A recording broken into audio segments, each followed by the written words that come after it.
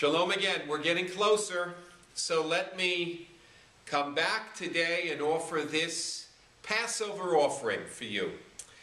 I want to begin with something that I just read today. It's Wednesday, and I just read it on the internet.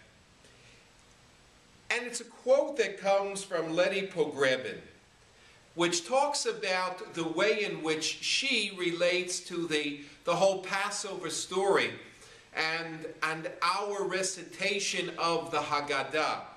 Here's what she said, and I quote, that our annual retelling of the story is our way to stay connected to human suffering even after we have ceased to suffer. So yes, it's about freedom, of course. It's about freedom and liberation, and God's making certain that freedom would be there for the Jewish people and then hopefully for all people one day. But it also is to connect us to suffering. That's why, and I referred to it in the talk I put up yesterday on the internet, we begin with Halach Ma'anya. Here, this is the bread of affliction. Let all who are hungry come and eat. All who are in need, let them come and celebrate Pesach with us. So that sets the tone. It sets the tone and it makes clear that even though here we are, we're not suffering. Yes, I know that regrettably there are people in our congregation for whom life is very, very hard and painful. But by and large, for the American Jewish community, it is not a time of suffering. Still, this enables us to connect to the suffering of all others who still, unfortunately, share that plight. Well, I want to go forward talking to you a little bit about Dayenu. We all love Dayenu. But it really doesn't make that much sense when you look at it very, very carefully. You know, if God had taken us out of Egypt, plopped us in the desert, would that really have been enough? So it doesn't mean, I think, that it doesn't mean it would be enough. Because any of these steps alone would never be really the ultimate source of celebration and jubilation and accomplishment.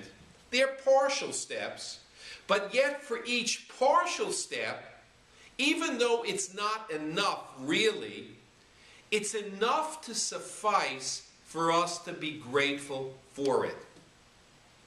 I said in a class a few evenings ago that, you know, in life, very few of us actually reach the goal post, reach the goal line. And so therefore, sometimes we need to be happy for every step we take towards the goal line. If we can't reach the goal line, if we're clear what that goal line is really, then at least we can be grateful for every opportunity we've had to make progress towards that. And that's what Dayenu was saying. It never would have been enough for us to be just taken out of Egypt and left in the desert, or to get to Mount Sinai but not receive the Torah. Because we wanted more than that. We needed more than that. But getting out of Egypt, just that, would be sufficient to be worthy of our expressing gratitude. I came across something very interesting. You know, Dayenu is an important part of the Haggadah. Because what it does is it allows us to come to terms with the fact that the seder, Passover, in large part, is the holiday of gratitude. It's the holiday of gratitude. And Dayenu says that very, very well. You know, one of the great ingredients to happiness in life is to be able to develop within us, to nurture a spirit of gratitude, of appreciation. The more we understand how grateful we should be for the partial accomplishments and partial goodness that we know in life, the happier we'll be. I think Dayenu helps to make that very, very clear to us. I want to move a little bit forward. You know, as we move towards the meal, I know, yes, we're getting ready to eat, okay? It's time for the dipping of the maror into the charoset. And when we dip maror into the charoset, the bitter into the sweet, delicious charoset, we say a blessing, a bracha, but it's over the maror. We say a blessing over the maror. Al achilat maror. We bless God for commanding us to eat the bitterness. And I guess we're a little bit thankful that we can mingle that bitterness with the sweet. So how is it, when you think about it, why would we say a blessing over the maror, over the bitterness? Well, someone pointed out, and I thought very, very wisely so, that we take the maror, dip it into the charoset, so that we have not only the maror, we have the sweet, the bitter and the sweet. And what this person said is that we're really not making the blessing over maror, we're making the blessing over life itself. Because in life there is the bitter, and we hope lots of sweet. There's the sorrow, and we hope lots of joy. And so, when we take that maror, and we dip it again into the charoset and we eat it, we're not just eating maror.